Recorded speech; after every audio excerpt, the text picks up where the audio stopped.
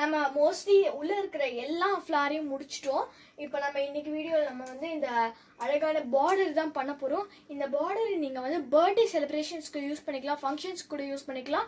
இது பண்ணுறது ரொம்ப ரொம்ப ரொம்ப ஈஸி. இதை பண்ணுறதுக்கு தேவையான திங்ஸ் என்னென்னு பார்த்தீங்கன்னா, ஒரே ஒரு ப்ளூ கலர் பேப்பர் எடுத்திருக்கேன், தென் சிசர், இது மட்டும்தான் தேவைப்படுது. இதை நம்ம எப்படி பண்ணுறதுன்னு பார்க்கலாம்.